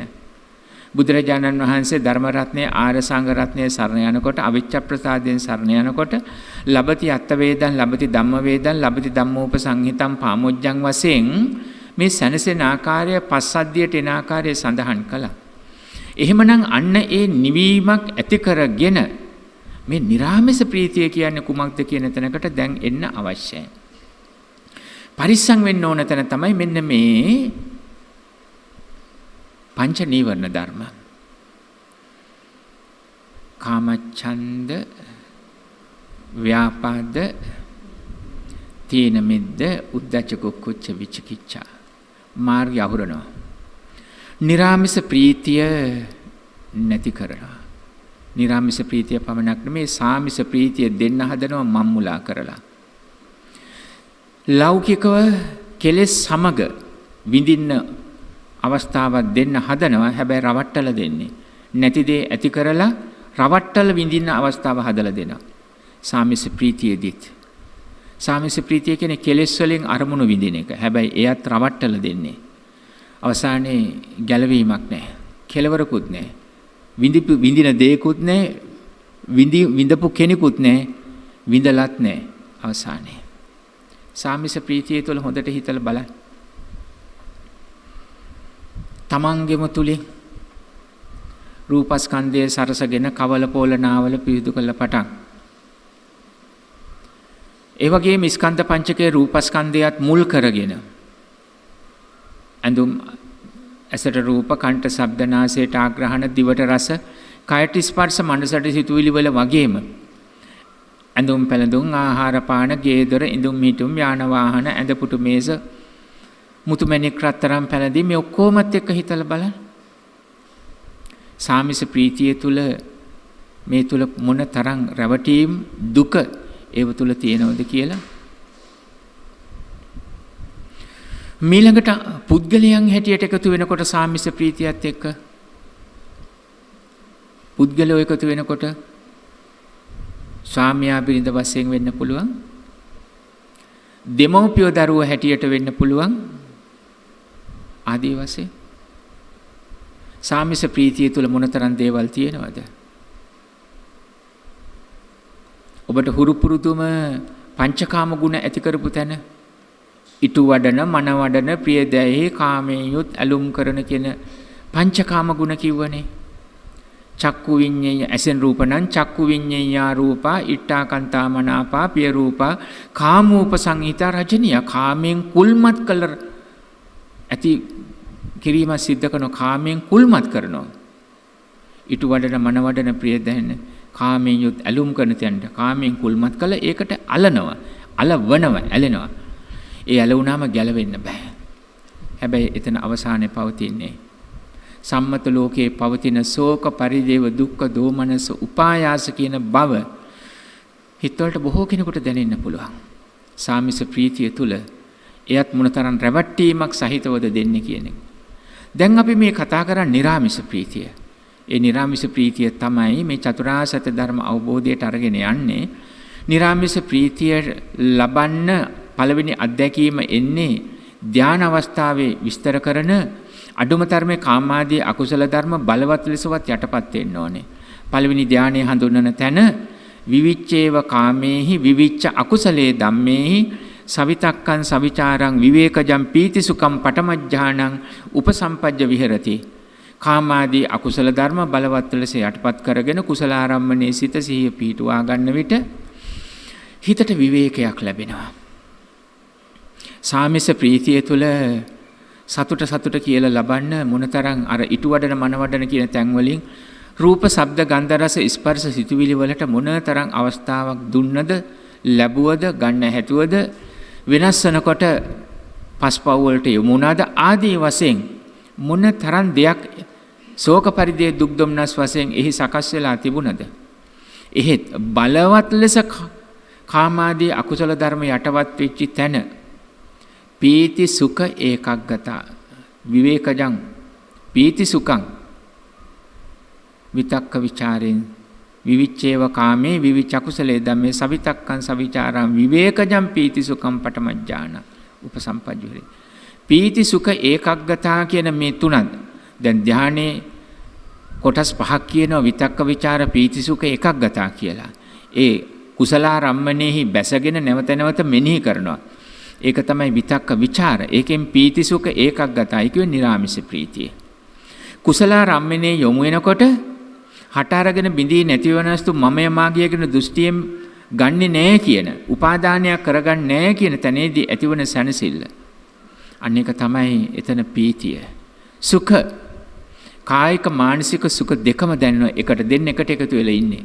සමහරුන්ට මනසේ සුඛ ගන්න හැදුවට කයේ සුඛ නෑ. සමහරට කයේ සුඛ ගන්න හදනකොට මනසේ සුඛ නෑ. කායිකව ඇඳුම් පැළඳුම් ගේ දොර දන දාන්නේ හදලා දීලා ඔක්කොම කරගත්තත් කුසත් පුරවගෙන හැබැයි හිත ඇලීම් ගැටීම් නිසා ශෝකේ ඉන්නවා. සමහරු හිත නිදහස් කරගත්ත සුවපත් වූ බාහිරට පත් කරගන්නකොට කය හොඳටම ගිලන් වෙලා නැගිට ගන්න බැරුව හුස්ම ගන්නත් බැරි තැනකට හෝ යම් බියකරු රෝගයන්ට මුහුණ දෙන්න පුළුවන්. මෙන්න මේ නිසා කායික සුවයයි මානසික සුවයයි සිත මුල් කරගෙන උපාදානයේ නොවන තැනක පාත ගන්න ඕනේ. එතෙන්දී ඒකග්ගතාවයක් වෙනවා. ඔය දෙන්න එකට එකතු වුණු තැන හේතුඵල ධමයට යටත් කොට අවබෝධයෙන්ුයි කායික මානසික සුවය නාම සුඛයයි කාය සුඛයයි ලැබෙන්න ඕනේ හේතුඵල ධමයට යටත් කොට. නැත්නම් සාමිස සුඛය තුල තමයි ඉන්න වෙන්නේ. ඒ නිසා නිරාමිස සුඛයට එන්න නම් හේතුඵල ධමයටම යටත් කොටගෙන කායික සුඛයයි මානසික සුඛයයි දකින්න ඕනේ. එතකොට කය සුවපත් වෙනවා. අර සම්මතයේ කියන නැකිට ගන්න බැරුව හිටියත් කය සුවපත්ව දැනෙනවා. හේතුඵල ධමයට යටත්. හට අරගෙන බින්දී නැතුව යනවා. පටවිය ආදී ධාතුන්ගේ විසිරීමක් බෙහෙත් කරනවා. හැබැයි ගැටීමක් නැහැ. මනසත් ඒ බව පිළි අරගෙන සුඛයෙන් සිටිනවා. ඒකග්ගතා කිව්වේ මේ දෙක මනවින් පිළිඅර ගන්නකොට කුසලාරම්මණය තුල හිත එකඟයි. ඇලීමකුත් නැහැ, ගැටීමකුත් නැහැ, මුලාවකින් තොරව ඒකාග්‍රතාවයේ සකස නිරාමිෂ ප්‍රීතියේ පළවෙනි අවස්ථාවක් ලබන්න පුළුවන්. මේකට බාධා වෙන පළවෙනි අවස්ථාව තමයි නීවරණ ධර්ම පංච නීවරණ. කාමච්ඡන්ද ව්‍යාපාද තීන මිද්ද උද්ධච්ච කුක්කුච්ච සතුට නැති කර මේව නිසා කියලා අසෘතව පෘථග්ජන හිත්වලට කොයිතරම් දැනිලා තියෙනවද? තදින් ඇලුනම හිතේ තියෙන සනසිල්ල නැති වෙලා යනවා. ඒ කිව්වේ මෙතන පෘථග්ජන හිතේ ඇතිවන උපාදාන ස්වභාවය. අරමුණේ රූපාදී අරමුණේ ඇලීම කාමයේ කියන්නේ ඇලීම. ඡන්දය කියන්නේ කැමැත්ත. කාමච්ඡන්ද ඇලෙන්න තියෙන කැමැත්ත. එතකොට ඇලෙනවා කාමච්ඡන්දය කියන්නේ. ඇලෙන්නේ අසෘතව පෘථග්ජන හිත ගැලවෙන්න හිතාගෙන නෙමෙයි ඇලිලා ඉන්න. ගැලවෙනවට කැමති නෑ. නමුත් සංකත හේතුන් ප්‍රත්‍ය කරගෙන සකස් වෙන හැම ඵල විපාක හේතුන්ගේ විසිරීම නැතිව යනවා. පණ ඇති පණ නැති සියල්ලම මේ සංකත හේතුන් ඵල. එතකොට ඇලෙන්නේ හේතුවක. ඒ හේතුන්ගෙන් සකස් වුණු ඵලයකට ගැලවෙනකොට දුක් වෙනවා. එතකොට කාමච්ඡන්දය සතුට නැති කරනවා. නිරාමිෂ ප්‍රීතියට එන්නේ සාමිෂයක් දෙන්න හදනවා. හැබැයි ඒක රැඳෙන්නේ නෑ. කාමච්ඡන්දයෙන් සාමිෂයක් ගනි. හැබැයි රැඳෙන්නේ නැහැ. ඇලුණු බොහෝ කෙනෙක් දුක් වෙනවා. ඇලුණු දේවල් රැකගන්න දේශයට යනවා. ඇලුණු දේවල් ලබා ගන්න බැරුණත් දේශයට යනවා. ලබාගත් දේවල් වෙනස් වෙනකොටත් දේශයට යනවා. ඇලීමයි ගැටීමයි දෙක එකටමයි එන්නේ. මෝහය නිසා. ඇලීමයි ගැටීමයි වම් අතයි දකුණු අතයි වගේ. උඩ යටයි වගේ. ඇස් දෙක වගේ මොන පැත්තෙන් ගත්තත් හරවල බැලුවත් දෙන්නෙකට ඉන්නවා. එක වැළෙනවා ඇලුණු තැන වෙනස් වෙනකොට ගැටෙනවා. ගැටෙන්නේ ඇලුණු දේවල් රැක ගන්න. ඒ නිසා ඇලීමයි ගැටීමයි දෙන්නෙකටම ඉන්නවා කාමච්ඡන්දේ ව්‍යාපාදේ. ඊළඟට තීන මිද්ද.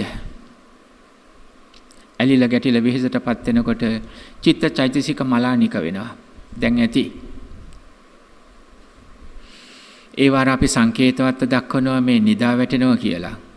ඒ චිත්තචෛතසිකවල ඇතිවන මලානික ගතිය ධර්ම මාර්ගය තුල ගමන් කරන අපහසුයි.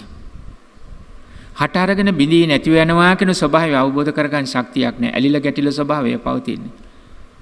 තමන්ට ඕන විදිහට සිද්ධ වෙන්නේ. ඇලෙන ගැටෙන මේ හැම අවස්ථාවකම ප්‍රබල කර්ම අකුසල ධර්ම අප්‍රමාණ රිදවීම. ඒව හැඬීම් වැළපීම් හැටියට තමයි දැක්කුවේ. සෝචති පරිදේවති උරත්තාලෙන් කන්දති කිලමති සම්මෝහති කියලා. සම්මෝහං ආපච්චති සම්මෝහති කියලා දැක්වේ ඒ කොටස්. මේ අවසානයේ කරගන්න කියන දෙයක් නැති වුණාම ඇතිවන තත්ත්වය තමයි තීන මිද්දේ. ඊළඟට හිත විසිරෙන්න පටන් ගන්නවා. ඒ තත්ත්වයටපත් වෙච්ච අයගේ ඔක්කොම ඔබේ වචනයක් පාවිච්චි කරොත් වර්තමානයේ අවුල්. හිතත් අවුල්, ඔළුවත් අවුල්, ඔක්කොම අවුල්. අර අන්තෝ ජටා බහි ජටා ජටාය ජටිතාපජා කියපු වගේ. එතන ඇහුවෙත් ඒකනේ. ඇතුළනුත් ව්‍යාකූලයි අවුලක්, බාහිර අරමුණුත් අවුලක්. අවුලෙන් අවුලටපත් වෙලා. කවුද මේක විසඳන්නේ? කොහොමද විසඳන්නේ? එතන උත්තරෙත් මතක ඇති ජටා සූත්‍රයේ සීලේ පතිට්ඨාය නරෝ සපඤ්ඤෝ. සපඤ්ඤෝ පරමාර්ථ ධර්මය. සීලේ පතිට්ඨාය නරෝ සපඤ්ඤෝ චිත්තං පඤ්ඤංච භාවයන්. ලෞකික ලෝකෝත්තර සම්මාදිට්ඨියට එන්නේ. චිත්තං පඤ්ඤංච සිත වඩන්න. මොලයක් ඇසුරු කරගෙන රූපස්කන්ධේ. හැබැයි ප්‍රඥාවට ගේනවා චිත්තං පඤ්ඤංච භාවයන්. එතනින් වෙන්න ඕනේ මොකද්ද? ආතාපි නිපකෝ බික්කු කියේ බික්කු බික්කුණු උපාසක උපාසිකා සියලු දෙනාම ආතාපි කෙලස් තවන වීරිය ප්‍රධාන වීරිය නිපකෝ සම්මා ප්‍රඥාව. මනාව දැක්ම ප්‍රඥාව ඥානවන්ත බව අන්න ඒ අදහසයි පෙන්වමු කළ නිප්පක්ක කියලා කිව්වේ. කර්ණිමිත සූත්‍රයේ වචන එනවා. නිපකෝච්ච කියලා. ධර්මයේ සම්මා ප්‍රඥා ලැබුව ඇත්තෝ අන්න එතන තමයි ගැටලු විසඳෙන්නේ. හැබැයි එතෙන්ට එන්නේ නැහැ අනෝබෝධයෙන් සතුට කියලා සාමිස සතුට ලබලා එයත් ව්‍යාකූල කරගෙන කාමච්ඡන්ද ව්‍යාපාද තීන මිද්දෙන් ඊළඟට උද්ධච්ච කුච්ච නිතරම විසිරිලා විසිරුණු හිත් වලට ලැබෙන්නේ පසුතැවීමක්. හොඳයි කියපු දේ කරගන්නත් බැරි වුණා. නරක දෙයක්ම සිද්ධ වුණා ආදී වශයෙන්. සිත විසිරලා පවතින මේ දෙන්න එකටම ඉන්නවා. විසිරෙන හැමතැනකම පසුතැවීමක්.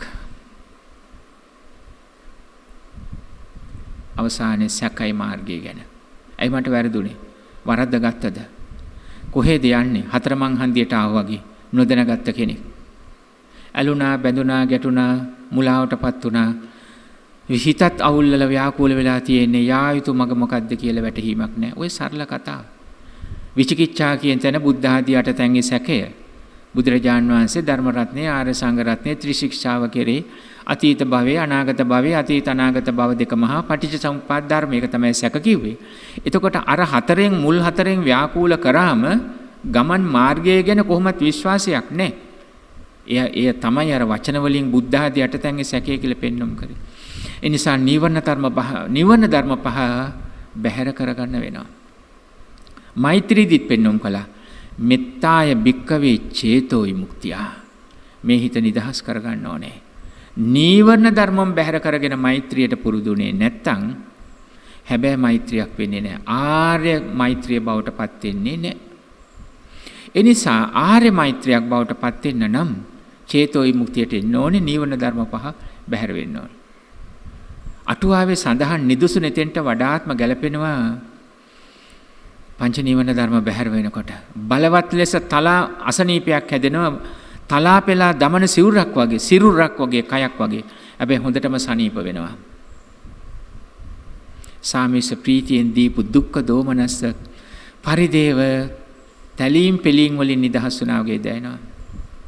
ණයට ගත්ත කෙනෙක් මුළුමනින්ම ණයෙන් නිදහස් නැවත ණය වෙන්න නෙවෙයි, තවත් ණයක් අරගෙන ණයෙන් නිදහස් වුණා නෙමෙයි.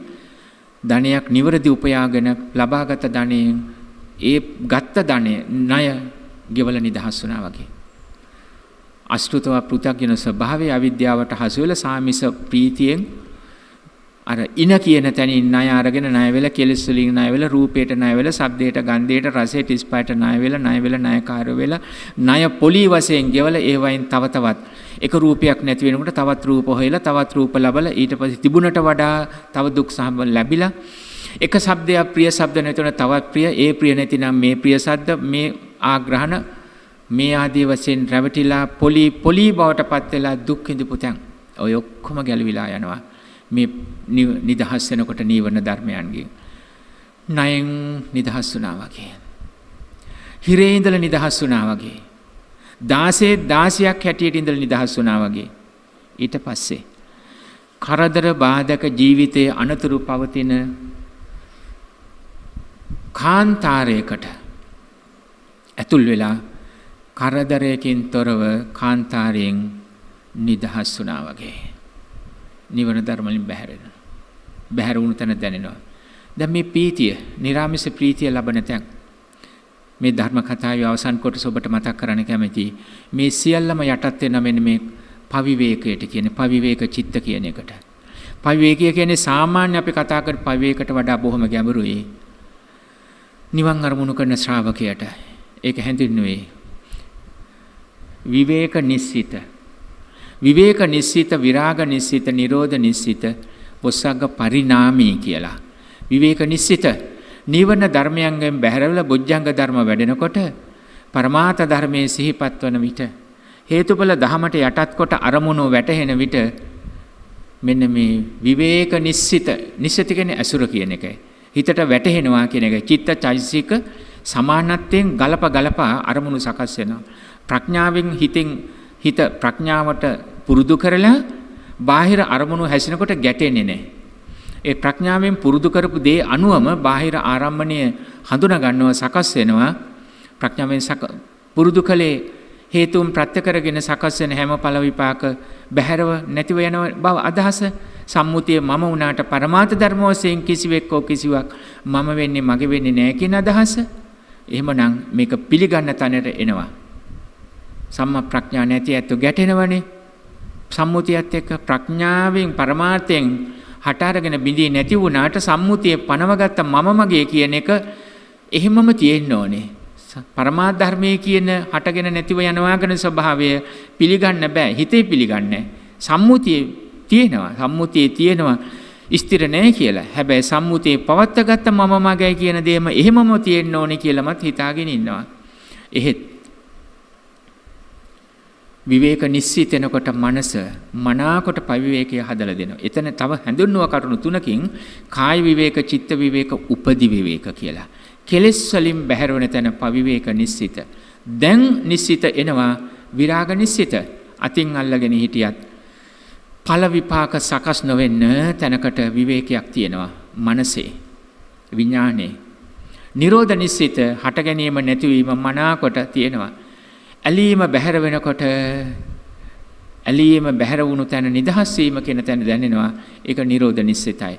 සියල්ලම සකස් වෙන්නේ වොස්සග්ග පරිණාමේ නිවනම අරමුණු කරගෙනයි. මේ තමයි කාමාදී අකුසල ධර්ම බලවත් ලෙස යටපත් කරගෙන දාන අවස්ථාවෙන් ලැබුවත් ඉන් අවසානයේ සියලු කෙලෙසුම් ප්‍රහාණය කළ තැන මාන උද්දච්ච අවිජ්ජා කියන තැන සියලු කෙලෙසුම් බැහැර කරපු තැන ඇතිවන හැබෑවම අවේදිත සුඛය, නිරාමිස සුඛේ සම්පූර්ණත්වයේ සකස් වීම. අපි බොජ්ජංග ධර්මවලදී පීති සුඛය ආරම්භ කරන්නේ අනෙතෙනුනේ. එහෙමනම් හැම අවස්ථාවකම අවසානයේ අපිට දැනෙන්න ඕනේ විවේක නිස්සිත, විරාග නිස්සිත, නිරෝධ නිස්සිත. මොකද වචනේ අවසානයේ? වොස්සග්ග, කොම්බුව වයන්න ඇලපිල්ල. වොස්සග්ග පරිණාමේ. විවේක නිස්සිත, විරාග නිස්සිත, නිරෝධ නිස්සිත, වොස්සග්ග පරිණාමී කියන තැනටම එන්න ඕනේ. මේක තමයි අද දවසේ මේ දහම් කතාවේ භාවනාවට කර්මස්ථානයේ හැටියට විස්තර කොට පෙන්눔 කළේ. මේ සාරාංශ කොටගෙන තමයි අපි දකින්නේ රූප වේදනා සංඥා සංඛාර විඥාන කියන ස්කන්ධ පංචකය හේතුඵල ධමයට යටත් හට අරගෙන බිදී නැතිව යනවා. එහි කෙලවර සැනසෙල්ල ඒතං සන්තං ඒතං ප්‍රණීතං යදිදං සබ්බ සංකාර සමතෝ සබ්බූපති පටිනිස්සග්ගෝ. ඔය වදම් පෙළ පැහැදිලි වුණා දැන් දේශනාවෙන්. යදිදං සබ්බ සංකාර සමතෝ, සියලු සංස්කාර අරමුණු වල හිතින් හදාගන්න අරමුණු කෙලෙස් වලට ඒව සමතයකට එනවා. කෙලෙස් බැහැර වෙල යනවා. නිරාමිස ප්‍රීතියට එන්න ඕනේ. මඟ පෙන්නනවා. සබ්බූපති පටිනිස්සග්ගෝ, සියලු එතකොට උපදීන් බැහැර, උපදී නැති වෙනකොට ස්කන්ධ පංචකයේ බැහැර වෙන්න ඕනේ. ස්කන්ධ පංචකයේ වටා ඉන්න සියල්ලම, සියලු පුද්ගලයෝම, සියලු වස්තුත් ස්කන්ධ පංචකයේ නැත්තේද එතනින් බැහැර වෙනවා. ඒ තෘෂ්ණා බැහැරවීම, විරාගයේ නිරෝධයේ නිබ්බාන. අපේ භාවනාට අරමුණ වෙන්නේ ඒකයි. එතකොට මූලික අවස්ථාවේ යම් කෙනෙකුට සමතේ තුලින් පරමාර්ථ ධර්මය අරමුණු කරගෙන බුද්ධානුස්සතිය, මෙත්තානුස්සතිය, අසුභානුස්සතිය, මරණානුස්සතිය වඩන්න. එහෙත් දැන් අපි ගන්නෙම ආස්වාස ප්‍රස්වාස සතර හතිපට්ඨානෙම අඩංගුයි. කායानुපස්සනාවේ පටන් සතර හතිපට්ඨානෙම අඩංගුව ආස්වාස ප්‍රස්වාසයේ සිහිය යොමු කරන්න. එහෙත් මතකයිනේ දේශනාව සඳහන් කළා හුස්ම ගැන බලනවා, හුස්ම ගනිමින් සිටිනවා කියන එක නෙමෙයි එතන අදහස් කළේ.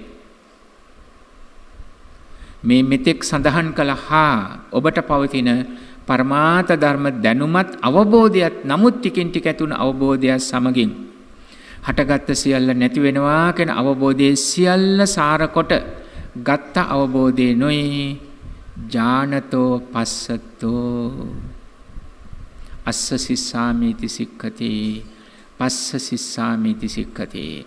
දැන හා දැකගෙන, දැනගත්තේ අත්දැකීම් වලින්, දැකගත්තේ අවබෝධයෙන්.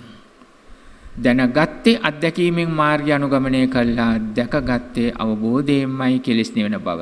අන්නේ අවබෝධයෙන් යුක්තව ආස්වාස ප්‍රස්වාසයේ සියුම කරන නිවන දක්වාම ආස්වාස ප්‍රස්වාසයේ මොනතරම් උපකාර වෙනවද කියන එක පැහැදිලි. ඔය අතර ආස්වාස ප්‍රස්වාසයේ සමගින් සියුම් ලෙස මතුවෙන්න පුළුවන් ඔබේ ජීවිතයේ පසුබිමේ වඩාත්ම රැඳෙන සිතුවිලි නම් කරන්න කැමති නෑ. ඔබට දැනේ පුද්ගලෝ වෙන්න පුළුවන්, වස්තු වෙන්න පුළුවන්, මනෝ සංචේතනික වශයෙන් සිතුවිලි වෙන්න පුළුවන්. ආස්වාසයේ සමගින් සුළඟ හා සමගින් සුගන්ධය වගේම දුර්ගන්ධයත් හමාගෙන එන්න පුළුවන්. පිරිසුදු කර්මස්ථානයේ ආස්වාස ප්‍රස්වාසයේ ඔස්සේම ඇලීම් ගැටීම් පවා ආස්වාස ප්‍රස්වාසයේ ඔස්සේ හිතට එන්න පුළුවන්. එහෙත් ඒ ආස්වාස ප්‍රස්වාසයේ පරමාර්ථ ධර්මයට යටත් කොට දකින්න. ඒ තමයි ආර්ධංග ඥානතෝ පස්සතෝ කියන තැනින්. අධ්‍යක්ීම් මාර්ගයට බැහැලා අධ්‍යක්ීම් වලින් දැනගන්න අවබෝධයෙන්ම ඒක දැක ගන්න. හට ගැනීම සහ නැතිවීම ඒ ඔස්සේම ආස්වාස ප්‍රස්වාසයෙන් නිවනම අනුමුල් කරන්න. දැන් මේ ගත කළ පැයකුත් මිනිත්තු 10ක් 15ක් කාලයක් භාවනා කිරීමක් විදර්ශනා කිරීමක් හැටියට දකින්න. ඒක සුතමේ ඥානය අපේ හඬ සෝතප්පසාදයට මේ හඬ සකස් වුණා. සෝතප්පසාදයට හඬ සකස් වුණාම කනේ ශබ්දේ හට ගන්නකොට විඥාණය පහළ වුණා. විඥාණය සෝත විඥාණය. විඥාණය පුරුදු කර හේතුඵල ධමයට යටත් හේතුම් පටිච්ච සම්භූතං හේතුබංගා නිරුජ්ජති කියන තැනින්. ඒ නිසා අන්න ඒ අනුව විඥාණය සකස් වුණා. විඥාණය අවබෝධයට එනවා. සම්මුතිය හා පරමාර්ථය. මොනතරම් සම්මුතියේ බන්ධනයක තිබුණත් මොනතරම් වෙන්වීම තුල ගැටීම් තිබුණත් ඒ කිසිවක් ඇලීම් ගැටීම් මුලා බවට පත් කරගන්න නැතුව හේතුඵල ධමයටම යටත්ය කියන අරමුණම දකිනවා. හේතුඵල ධමයටම යටත්යයි. හේතුඵල ධමයට යටත් නොවෙන්න නම් ස්කන්ධ පංචකය නොවෙන්න ඕනේ. ඒ කිව්වේ උපතක් නොවෙන්න ඕනේ. උපන් සියලු සත්‍යයන්ටම හේතුඵල ධමයට යටත් වෙන්න වෙනවා. එනම් ලෙඩවීම දි รา ගෙන යාම මරණය ඔබ හිතනවා නම් ප්‍රිය විප්‍රයෝගය අප්‍රිය සංප්‍රයෝගය මේ සියල්ලටම මුහුණ පාන්න සිද්ධ වෙනවා. ඒ නිසා දුක්ඛ අන්ධබාල පුතජන හිත්වල හඬා වැළපෙන දුකක් නොව දුක්ඛාර සත්‍යයක් හැට සංසිඳන තැනක් හැටියට ආස්වාස ප්‍රස්වාසයෙන්ම දැක ගන්න. ඒ තමයි චතුරාර්ය සත්‍ය ධර්ම අවබෝධයටත් අපි මාර්ගය සකස් කරගන්නේ. අපි මාර්ගයට යමු යමු.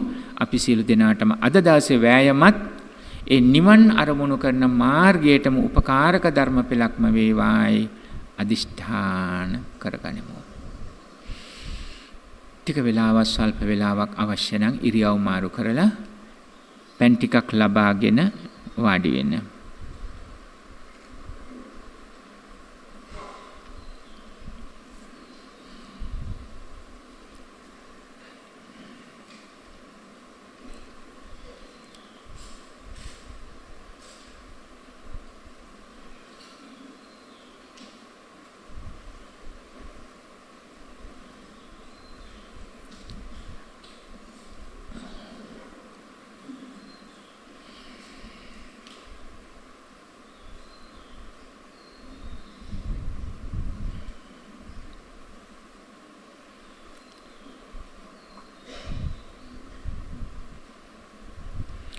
පින්වත්නි සම්මතයේ තුල ඕනම අවස්ථාවක ඉරියව් මාරු කරන්න පුළුවන්. අවශ්‍යතාවයන් අනුව ඔබට එළියට ගමන් කිරීමක් පුළුවන්. බැඳ තබා ගැනීමකින් තොරව හිතත් ගතට නිදහස් කරන්න. නිදහස් කරලා අරමුණු දකින්න හිතට අවස්ථාව සලසලා දෙන්න. විදර්ශනාවේ නිදහස් කියන පවිවේකයේ කියන තැන බොහෝම වැදගත්.